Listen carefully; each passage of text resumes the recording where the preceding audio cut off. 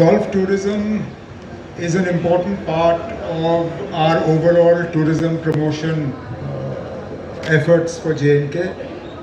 This includes the three main courses in Kashmir, Srinagar, Pahalgam and Gulmarg, and also the golf course in Jammu, Sidra, with some plans to upgrade one of the other golf courses in Jammu. This year we've seen, even without active promotion of golf tourism, we've seen the beginnings of what we actually want, which is people flying into Srinagar for a long weekend of golf, arriving on Friday, playing Friday afternoon, Saturday whole day, Sunday whole day, and either going back Sunday evening or Monday morning.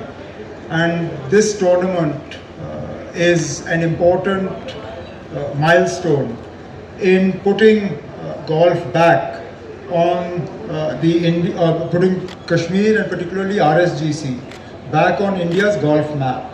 We have more than 100 professional golfers who have come as part of the DP World PGTI. We have more than 10 overseas entries as well, and our endeavor is that this be an annual tournament, not a one-off. There's been a long gap between the previous such effort and this tournament. So this is the beginning.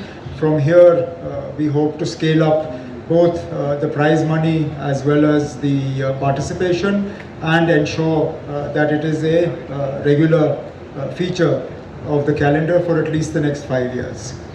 मुझे भी golf खेलते हुए नज़र नहीं आओगे, क्योंकि आशीष चंद्र वर्मा जी साहब ने बड़े अच्छे अल्फाज इस्तेमाल किए, लेकिन मैं साल में 2 या 3 बार गोल्फ के शॉट को मारता हूँ, और वो भी यहाँ सेरेमोनियल. लेकिन आपका कहना सही है, लोकल गोल्फर्स जो हैं वो प्रमोट होने चाहिए, और इन्हीं टूर्नामेंट से होता है. प्रो-एम टूर्नामेंट ऑर्गेनाइज होते हैं, उनमें हमारे लोकल एमेच्योर्स बाहर से आए प्रोफेशनल्स के साथ खेलते हैं.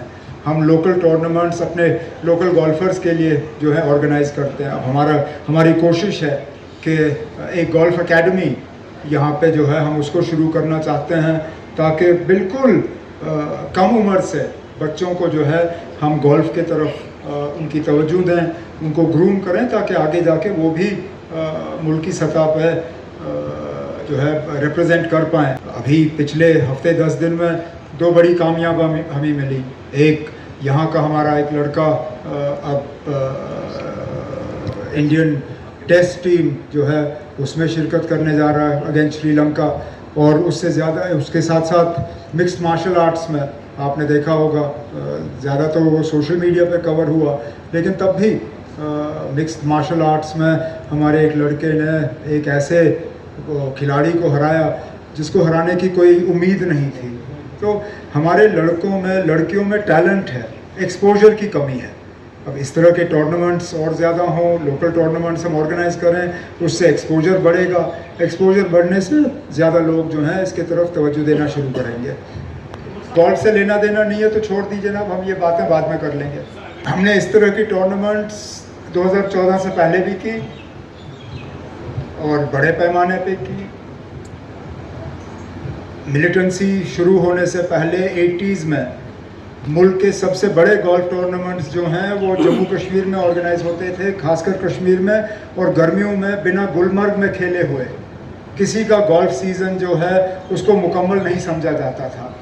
आज भी मैं अमदीप जोहल साहब से बात कर रहा था, और इनका कहना सही था और है भी, कि बाकी मुल्क में लगभग 5 महीने के लिए है गोल्फ खेला ही नहीं जा सकता गर्मी के वजह से.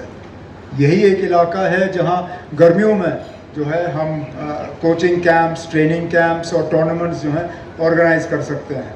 तो हमारी मुकम्मल कोशिश होगी कि इसको हम बढ़ावा देते रहें. शुरू में लगभग हर कोई एसेट जो है वो वाइट एलिफेंट होता है, टाइम लगता है उसको प्रॉफिटेबल बनने में, और कुछ चीज़ें जो है वो प्रॉफिट के लिए नहीं बनाई जाती. अब आप ये कहें कि हम जो टूरिज़्म प्रमोशन इवेंट्स में हिस्सा लेते हैं उसमें हम प्लस माइनस नहीं देखते, हम प्रमोशन देखते हैं. क्या उससे हमारी जो छवि है क्या वो और ज़्यादा मजबूत होती है, क्या हमारी विजिबिलिटी बढ़ जाती है, क्या लोग जम्मू कश्मीर की तरफ देखना शुरू करते हैं।